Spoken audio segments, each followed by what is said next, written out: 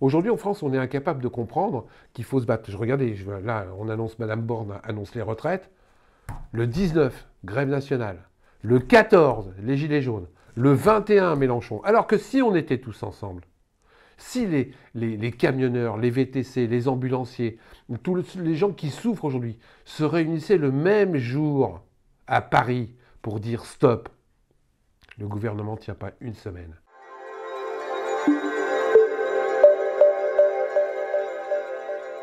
Bonjour Philippe Pasco, Bonjour. je vais essayer de vous présenter en quelques mots. Quelques mots, ça va être dur. Vous êtes écrivain, lanceur d'alerte, auteur du best-seller Pilleur d'État et vous militez contre la corruption politique. Contre toute la corruption, je précise plutôt que je suis un petit scribouillard et non un écrivain. Je suis une petite figure des Gilets jaunes. Voilà, je j'ai pas la grosse tête. Aujourd'hui, tout augmente, l'alimentation, l'électricité, les transports, l'essence. La vie en général augmente. Les services publics sont dégradés alors que les Français sont Non. toujours taxés. Non, les services publics sont en train de mourir. Macron veut nous faire travailler plus pour gagner moins. Au fond, quel est son projet? Alors son projet, c'est du libéralisme à outrance. C'est-à-dire que chacun pour sa gueule, chacun se débrouille, et puis Dieu pour tout le monde. C'est une folie complète par rapport à la France, par rapport à ce qu'on a fait depuis 1789, par rapport au simple vivre ensemble, puisqu'en fin de compte, il est en train de monter les gens les uns contre les autres. Il n'y aura plus de société moyenne, il n'y aura plus de classe moyenne en France bientôt. Il y aura des très riches, des énormément riches, et puis des pauvres à côté qui prendront les miettes de ce que les riches voudront bien lui donner. Et ça commence à se faire. Il commence à faire ça, parce qu'au lieu d'augmenter les salaires, ce brave monsieur, il nous file des petites pièces de 100 euros par-ci, 100 euros par-là, et les gens sont contents et ils ferment leur gueule. Tu penses pas que ça va exploser? J'aimerais que ça explose, mais j'y crois pas. J'y crois pas parce que tout est fait pour que ça n'explose pas. Je veux dire, où tout est verrouillé aujourd'hui. L'information est verrouillée aujourd'hui. Essayez de trouver un média libre aujourd'hui qui a une forte audience. Les médias libres aujourd'hui sont de plus en plus réduits. Et les médias qui ont une forte audience, c'est de la daube. C'est de la daube. Et le pire, c'est que les gens y participent. Les gens eux-mêmes, c'est-à-dire que par exemple, tout le monde est en train d'hurler que l'émission d'Hanouna, c'est de la merde. Mais le plus haut taux d'audience chez je ne sais plus quelle catégorie de jeunes, c'est Hanouna. Tout le monde est en train de dire, et moi je ne rencontre pas une seule personne qui ne me dit pas Macron c'est de la daube. Et Macron a été réélu. Comment tu as réagi suite à son élection? Ben, j'ai vomi, j'étais malade. J'ai même rencontré des gilets jaunes qui entre les deux tours appelaient avec des tracts à voter Macron. J'étais fou. Il y a quand même un truc qui reste, c'était le vote blanc. Ouais, tu comprends, Pasco, le fascisme. Mais putain, votez blanc. Mais votez pas Macron. Ils ont voté Macron, des gilets jaunes qui se sont fait éborgner pendant 5 ans, qui ont pris des amendes à 135 euros, qui sont sortis tous les samedis pour rien. Entre les deux tours, on leur fait croire qu'ils ne peuvent pas faire autrement. Ils votent Macron. Qui est con? Et ceux qui soutiennent Macron derrière, on va dire, Ouais. quel est leur objectif selon toi? Bah, je renvoie à 39-45. Quel était l'objectif des collabos? Quel était l'objectif de suivre le pouvoir en place? Tu t'aperçois qu'en fin de compte, les gens ont de moins en moins de conviction. Quand tu vois que des mecs de gauche deviennent des mecs de droite, des mecs qui disaient des trucs en 2017 comme Dussopt, comme Darmanin, etc., qui d'un seul coup se retrouvent à droite, quasiment à l'extrême droite. Ces gens ne travaillent plus sur leurs convictions, ils travaillent uniquement sur leur intérêt personnel. Et ça me rappelle une sombre époque. L'âge de la retraite est doublement injuste. Injuste car elle écarte d'emblée la recherche d'autres recettes, et notamment la mise à contribution de l'ensemble des revenus, et en particulier ceux issus du capital. Alors, vous allez me dire quoi? J'ai changé. Vous disiez que la D'abord, réforme était injuste à l'époque, c'est de la passer à 62 ans, et D'abord- aujourd'hui, d'abord- vous voulez la faire passer faire passer l'âge légal à 64 D'abord, oui, ans. parce que Que la- s'est-il passé, Olivier Dussopt? La moitié du gouvernement millionnaire, qu'est-ce que t'en penses? Alors, j'ai pire que ça, moi. J'ai pire que ça, je le dis dans mes conférences. Sous le gouvernement Hollande, j'avais 30% des membres du gouvernement, 30% des membres du gouvernement qui étaient impliqués dans des affaires de fisc ou de justice. Aujourd'hui, dans le gouvernement Macron, depuis 2017, j'ai 60% des membres du gouvernement qui sont impliqués dans le fisc ou dans des affaires de justice. 60%. En plus, il n'y a jamais eu autant de millionnaires et il n'y a jamais eu autant de membres du gouvernement. Pour quelqu'un qui nous disait, mais ne vous inquiétez pas, moi je vais balayer, je vais dégager la poussière. Il n'y a jamais eu autant de conseillers, il n'y a jamais eu autant de membres de gouvernement que ce gouvernement Macron. Et ils n'ont jamais dépensé autant d'argent. J'ai des chiffres. C'est un des gouvernements qui dépense le plus de pognon pour le gouvernement, pas pour le peuple. Pour leur fonctionnement. Donc je pense que des millionnaires qui donnent des ordres et qui donnent des consignes à des gens qui gagnent le SMIC, j'ai un malaise. Parce qu'ils ne savent plus ce que c'est que le peuple. C'est des gens qui vivent entre eux. C'est des gens qui se font servir. C'est des gens qui ont un chauffeur. Et ces gens-là nous expliquent qu'il nous faut qu'on marche à pied. Eh, vous rigolez les copains.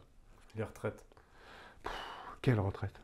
Ceux qui sont en train de détruire. Les gens ne se rendent même pas compte, mais ce que vient de passer Madame Borne, où il recule l'âge de la retraite à 64 ans, ça veut dire quoi? Ça veut dire qu'un petit jeune apprenti, parce que c'est eux qui vont être niqués, qui commence sa carrière à 17 ans, lui, il aura ses annuités. Mais il ne pourra pas repartir quand il sera obligé d'attendre 64 ans. Donc il va bosser 48 ans. Et ça, personne ne l'a vu. Les femmes sont niquées dans le nouveau pôle de retraite. Et en plus, ce n'était pas utile. M. Macron a juste répondu à une injonction de l'Europe. Mais aujourd'hui, ce n'était pas du tout nécessaire de travailler sur la retraite. On avait le temps. Alors il y avait peut-être des ajustements à faire. Il y a peut-être, par exemple, on aurait pu faire que les élus ne puissent pas cumuler leur retraite avec d'autres retraites. On aurait pu faire des petites améliorations. Mais non, reculer l'âge de la retraite à 64 ans, c'est une connerie. Un chauffeur de bus, il va bosser jusqu'à 64 ans. Un ouvrier dans le bâtiment, il va bosser jusqu'à 64 ans. Et qui va décider de la pénibilité encore? Et puis alors, j'adore. On a repoussé la retraite jusqu'à 64 ans, mais pas pour tout le monde. Les dockers, par exemple, eh ben, ils n'ont pas touché. Pourquoi ils n'ont pas touché à la retraite des dockers? Peut-être qu'ils ont peur que les dockers se mettent en grève. Le reste du peuple, c'est descendant. Donc on peut les matraquer. À ce rythme-là, comment sera la société française dans 5 ou 10 ans? Ben, la société française, il va y avoir une petite partie des gens qui vont diriger, et il y a une grosse partie des gens qui vont subir. Et en plus, on va être obligé de dire merci. Parce que je vous explique, et c'est un truc vachement simple, comme ils sont en train de casser le code du travail, comme ils ont cassé les prud'hommes, comme ils sont en train de casser l'hôpital, comme ils sont en train de casser les retraites, comme ils sont en train de casser les salaires, tout le monde va être obligé de prendre un deuxième ou un troisième petit boulot. Et ça commence déjà.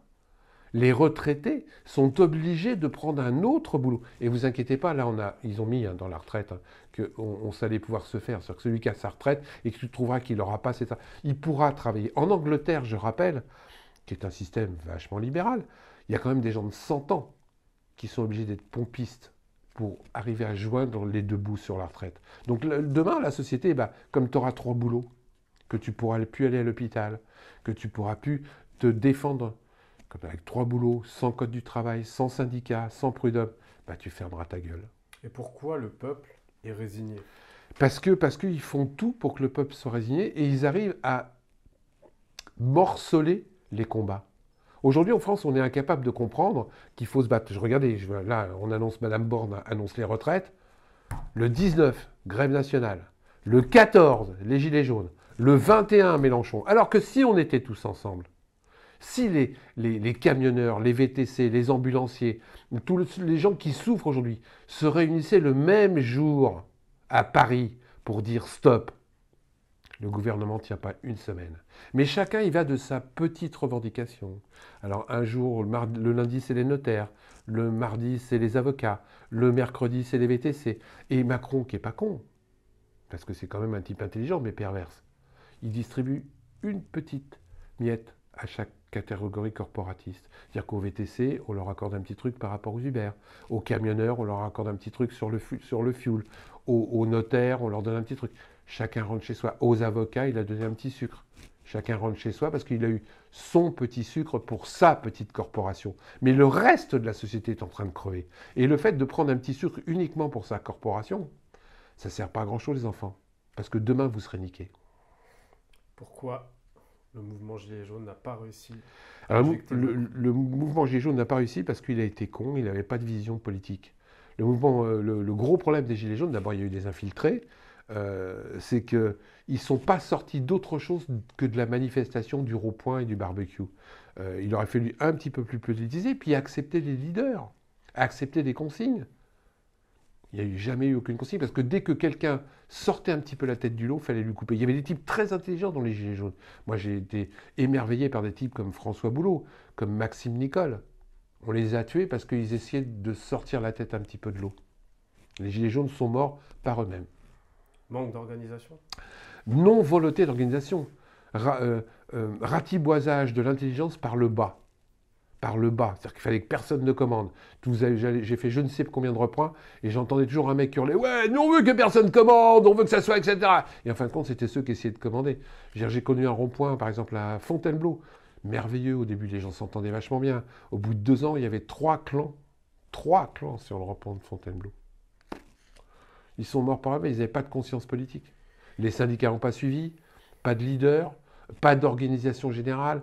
Combien de fois j'ai hurlé parce que chacun dans la France, à Marseille, à Fontainebleau, à Lille, lançait via les réseaux sociaux sa manifestation nationale le même jour. Le même jour. Connerie. 2027, Bardella président ou pas? Moi, j'en ai peur. Moi, j'ai peur que malheureusement, le peuple, encore une fois, n'ayant pas d'éducation politique, comme il n'y a personne en face, sauf des mecs qui devraient prendre leur retraite, comme Méluche, que j'aime bien, mais tu devrais arrêter, quoi, t'as l'âge maintenant d'aller te reposer, etc., etc. Comme il n'y a personne en face, les gens n'aimant pas le vide, les gens cherchant désespérément une famille, comme ils ont fait avec Macron, parce que Macron, faut pas rêver. On s'était fait niquer par la droite, on s'était fait niquer par la gauche, on s'était fait niquer par le centre. On a dit, putain, il y a un mec qui ressemble à Kennedy, qui est jeune, qui est beau, qui est en dehors du système, je vais voter pour lui. Il devait tout changer les choses, il a fait pire que les gouvernements d'avant. Je pèse mes mots. Il a fait pire que les gouvernements d'avant. Donc les gens, qu'est-ce qu'il leur reste? Moi, j'entends des gens du bas qui me disent, bah ouais, putain, maintenant on va voter pour l'extrême droite, hein, au moins avec eux, on sait où on va. J'ai peur qu'en 2027, l'extrême droite ait des chances de passer. Parce qu'on aurait été trop con pour poser autre chose. Il fait ce qu'il veut, les 49-3 sont passés, personne ne dit rien. L'émotion de méfiance là, que donne, ils savent pertinemment que ça passe pas. Il y aurait des moyens de faire sauter Macron, mais personne ne le fait. Aujourd'hui, la motion de méfiance, ou je sais pas quoi, ils peuvent faire sauter Macron. Il suffit que 50 ou 60 députés signent un papier et on le dégage. Et on peut le dégager. Mais ils ne le font pas parce qu'il faut repasser devant les électeurs. Ils ne sont pas sûrs d'être élus. Donc tous les partis politiques, aujourd'hui, il n'y en a pas un pour relever l'autre. Il n'y a aucune réflexion. Et je te dis, il y a de moins en moins de conviction. Les mecs pensent à leur salaire, pensent à leurs émoluments, pensent à leurs avantages, mais ils ne pensent surtout pas aux Français. Mais le pire dans cette affaire-là, c'est qu'on va nous expliquer, en plus, et là on va tomber dans le piège, c'est que la France va aller mieux. Ouais, je te le prends. Écoutez bien ce que je dis, parce que ce que je dis, je l'annonce de façon factuelle et avant les autres. Vous allez voir que d'ici peu, et ça commence, la France va aller mieux. Il y a moins de chômeurs en France. Donc s'il y a moins de chômeurs, c'est que ça va mieux. On va vous l'annoncer comme ça. Alors on ne vous expliquera pas que bientôt il y a plus d'emplois précaires, que les mecs qui touchent 400 € pour bosser, enfin, que les contrats sont merdiques. On ne vous expliquera pas que si jamais vous ne répondez pas à un mail que vous n'avez pas reçu, vous êtes radié du Pôle emploi. Donc, moins de chômeurs, la France va mieux. Assurance chômage. Comme maintenant, il faut 6 mois à la place de 4 mois et plus d'horaires pour toucher un petit quelque chose. Il y a beaucoup moins de gens qui vont y avoir accès. Donc, le chômage va aller mieux. Les hôpitaux, comme au lieu de mettre plus de médecins dans les urgences qui sont complètement débordés, ils ont trouvé l'intelligence de dire maintenant, on va faire payer 20 balles pour 20 € si tu vas aux urgences. Il y a moins de gens qui vont aller aux urgences, parce qu'ils savent qu'ils vont y passer la journée, parce qu'ils savent qu'ils vont dépenser 20 €, donc ils vont rester chez eux à se soigner avec du Doliprane, qu'on a encore du mal à trouver. Donc les hôpitaux, ça va aller mieux. Et à partir du moment où vous mettez bout à bout les contrats de travail, comme aujourd'hui, il y a des lois qui sont passées où vous pouvez licencier quelqu'un sans cause réelle et justifiée. Et qu'en plus, les prud'hommes ayant été rectifiés par M. Macron, quand vous allez au prud'homme, vous touchez quasiment rien en indemnité, même si votre patron est coupable. Il y a donc moins de gens qui vont au prud'homme parce que ça coûte plus cher de payer un avocat pour aller au prud'homme que ce que vous allez toucher. Donc les prud'hommes, ça va mieux. Donc globalement, on va pouvoir vous expliquer dans les journaux que la France va mieux. Les Français sont en train de crever, mais ça on n'en parlera pas. L'école, ça va pas mieux, l'école. Non, mais ça aussi, je peux en parler de l'école. C'est pareil. Mais on va vous expliquer que là aussi, ça va mieux. Il y a moins de problèmes dans les écoles parce que les choses remontent beaucoup moins facilement. Et vous allez voir, la France va aller mieux. Vous allez avoir plein de clignotants qui vont passer au vert. La France, je le redis. Les Français, non. Eux, ils vont crever, mais ça ne se verra pas. Parce que si vous n'allez pas chez le médecin, ça ne se voit pas. Si vous avez 3 petits boulots, que vous êtes obligé de bosser comme un malade, ben vous ne vous plaignez plus. Parce que si vous vous plaignez, votre patron va pouvoir vous virer, vous n'aurez plus que 2 boulots. Si vous n'avez plus que 2 boulots, vous ne pourrez pas payer vos factures et nourrir votre famille. Vous allez apprendre à fermer votre gueule. Comme en plus les syndicats deviennent complètement inexistants. Inexistants quand je vois les déclarations. Et mon premier patron s'appelait Henri Krasuki. Et je suis quelqu'un qui est profondément pour qu'il y ait des contre-pouvoirs dans les entreprises. Comme il n'y a plus de contre-pouvoirs dans les entreprises ou que les syndicats sont achetés, qu'est-ce que vous voulez que les gens fassent? Rien. Donc on va licencier, et j'ai encore appris aujourd'hui qu'on a licencié 1600 personnes dans je ne sais pas quelle entreprise. Alors que la maison mère fait d'énormes bénéfices, parce que là aussi il y a un problème. Avant il y avait une loi qui disait que si jamais une entreprise X faisait des bénéfices net, c'est-à-dire qu'une fois que vous avez retiré les charges, etc., elle n'avait pas le droit de fermer son usine. Ils ont changé la loi. Donc aujourd'hui, même des actionnaires qui font d'énormes bénéfices, ils peuvent fermer une usine parce que cette usine ne fait que 7% de bénéfices alors qu'ils en réclament 12. Eh bien, personne ne dira rien et de moins en moins, les gens se battent. Je cite toujours un autre exemple. Il y a une vingtaine d'années ou trentaine d'années, il y a un type qui s'appelle Yann Palach qui s'était immolé par le feu parce que son pays était envahi par les Russes. Ça a fait le tour du monde.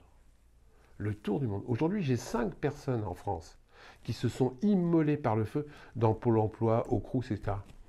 Vous en avez entendu parler? Aujourd'hui, j'ai une usine dont j'ai appris que ça fait 6 mois que les ouvriers sont en grève. 6 mois que les mecs ne touchent pas de salaire, etc. Vous en avez entendu parler? Il y a encore quelques années, il y avait la moindre grève importante. On en parlait. Aujourd'hui, on n'en parle pas parce que, ce que je dis toujours, l'horreur se banalise. Bon, ils ont qu'à fermer leur gueule. Hein. Et puis en plus, moi, je m'occupe de moi. Hein. Moi, les autres, maintenant, ça commence à me fatiguer. Et une question, ceux qui s'engraissent sur l'inflation, l'alimentaire, l'électricité, l'essence, enfin, l'énergie en général, est-ce que ce sont des gens qui sont de connivence avec le pouvoir? Non. Ce sont leurs amis, ce sont leurs financiers? Alors, il y a ça, hein. C'est clair qu'il y a des groupes d'individus en haut qui se voient et qui sont dans le même Rotary Club. Pourquoi ils ne veulent pas les taxer, par exemple? Mais parce que c'est des copains. Pourquoi tu veux que je taxe ces copains? Parce que je vais te donner un autre exemple dont personne ne parle aujourd'hui. Il faudrait bien qu'on reparle. Aujourd'hui, on parle de charges sociales qui sont trop lourdes sur l'ouvrier, etc., etc. Pourquoi on ne taxe pas les machines? Je cite un exemple bien précis par rapport à ça. Aujourd'hui, dans tous les supermarchés, vous avez ce qui s'appelle des caisses automatiques. Des caisses automatiques. C'est toi-même qui prends ton produit, qui le met sur la machine, qui paye, etc., etc. On nous dit, ben oui, mais ça réduit les charges sociales. Donc, il n'y a plus de caissière. OK. Est-ce que c'est pour ça que les produits ont baissé? Est-ce que c'est pour ça que les produits sont moins chers? Parce que là, les patrons, ils n'ont plus les 60 caissières à Ikea, les 60 caissières à Carrefour. Ils les ont plus. Donc nous, on n'a plus de charge sociale. Il y a des machines qui les remplacent, qui, elles, ne tombent jamais malades. Qui, elles, n'ont pas de problème de règles. Qui, elles, n'ont pas de problème d'enfants.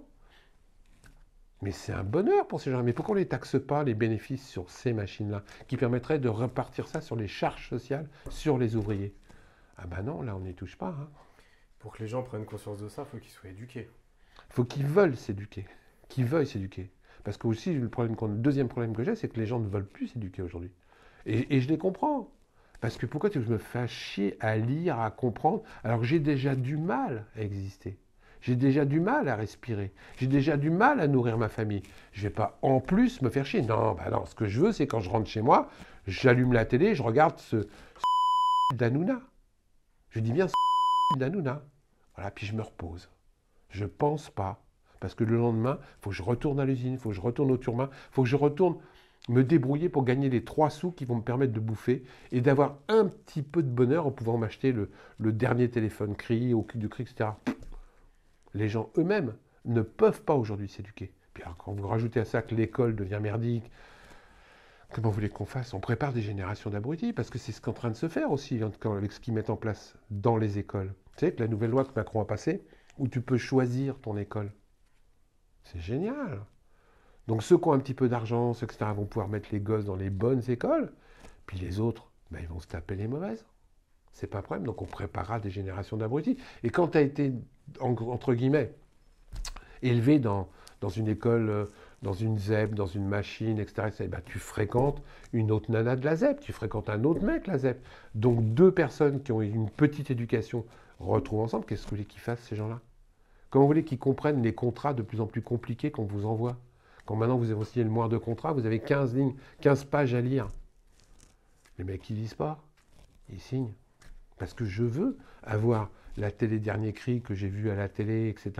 Je veux, donc je signe. Bon, j'ai pas vu que le crédit qu'on me demande de signer, en fin de compte, ça va me revenir à 4 fois plus cher.